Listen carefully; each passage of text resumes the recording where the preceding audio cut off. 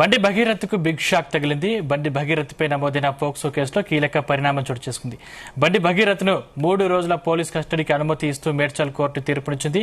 కాగా మైనర్ బాలికపై అత్యాచార ఆరోపణల కేసులో భగీరథను ఈ నెల 16న నార్సింగి పోలీసులు అదుపులోకి తీసుకున్నారు.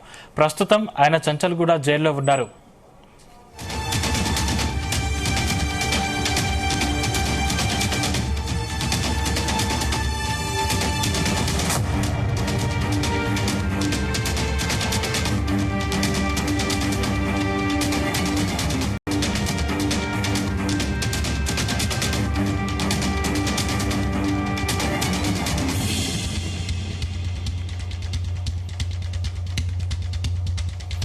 బండి భగీరథకు బిగ్ షాక్ తగిలింది. బండి భగీరథపై నమోదైన పోక్సో కేసులో కీలక పరిణామం చోటు చేసుకుంది. బండి భగీరథను 3 రోజుల పోలీస్ కస్టడీకి అనుమతి ఇస్తూ మేడ్చల్ కోర్టు తీర్పునిచ్చింది.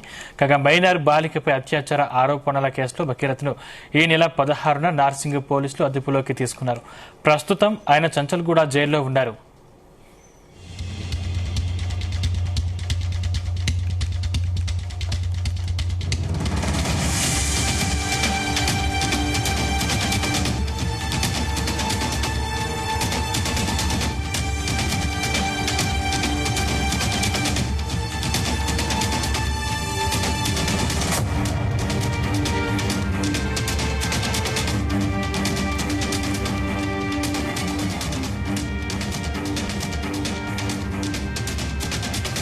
బండి భగీరథకు బిగ్ షాక్ తగిలింది. బండి భగీరథపై నమోదైన పోక్సో కేసులో కీలక పరిణామం చోటు చేసుకుంది.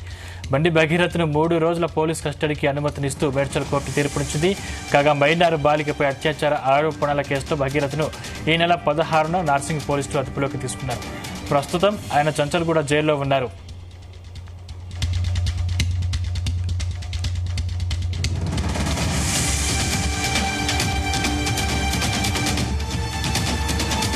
ఇదే అంశానికి సంబంధించిన మరిన్ని డీటెయిల్స్ మా క్రైమ్ బ్యూరో చీఫ్ రవితేజ అందిస్తారు. రవితేజ, తెల్లపల్లి జైల్లో ఉన్నటువంటి కేంద్ర మంత్రి తనయుడు భగీరథ్ విషయంలో పేట్ బషీరాబాద్ పోలీసులు ఇంతకు ముందే కోర్టుని ఆశ్రయించినట్టుగా తెలుస్తుంది.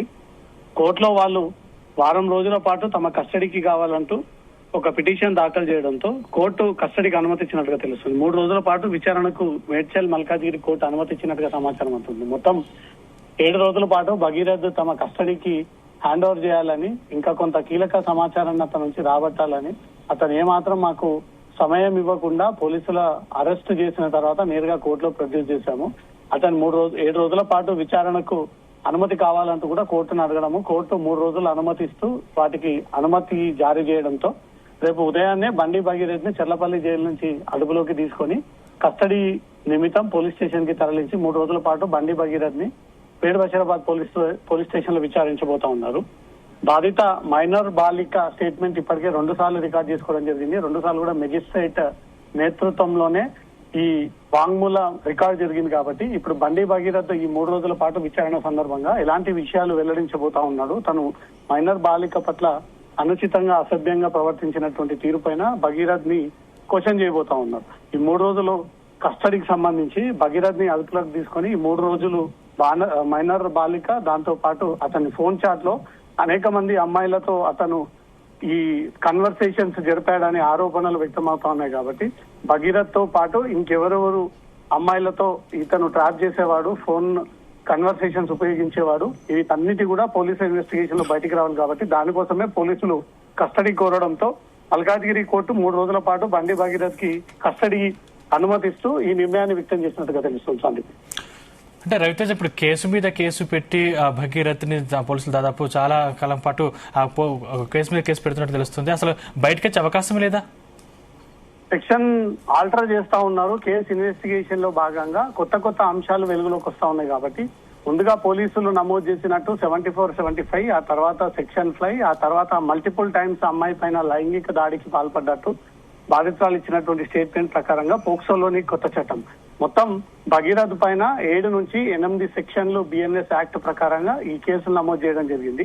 ఇవన్నీ కూడా 30 ఏళ్లకు పైగా జైలు శిక్ష పడేటువంటి కేసులు. కాబట్టి ఈ కేసు వ్యవహారానికి సంబంధించి భగీరథ్ ని 3 రోజుల పాటు విచారిస్తే ఈ సెక్షన్స్ కి అతను చెప్పేటువంటి సమాధానాలు 2 మ్యాచ్ అయినట్టయితే పోలీసులు భగీరథ్ నిజంగానే నేరం చేశాడు అని రుజువు చేసేటువంటి అవకాశం ఉంటుంది.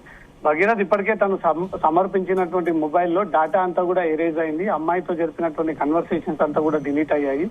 డేటాని తను ఎరేజ్ చేసిన తర్వాతే దొరకకుండా ఉండేందుకు ఇలా వ్యవహరించాడు అంటూ కూడా భగీరథ్ పైన ఆరోపణలు ఉన్నాయి. కాబట్టి మొబైల్ ఫోన్ లో డేటా ఎందుకు ఎరేజ్ చేయాల్సి వచ్చింది, ఇంకా వేరే ఇతర అమ్మాయిలతో కూడా ఈ రకంగానే మాట్లాడినటువంటి కన్వర్సేషన్స్ ఉన్నాయని, భగీరథ్ అవి బయటపడతాయి అనేది డిలీట్ చేశాడా?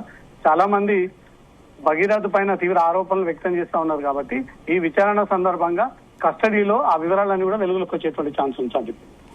Thank you Raviteja.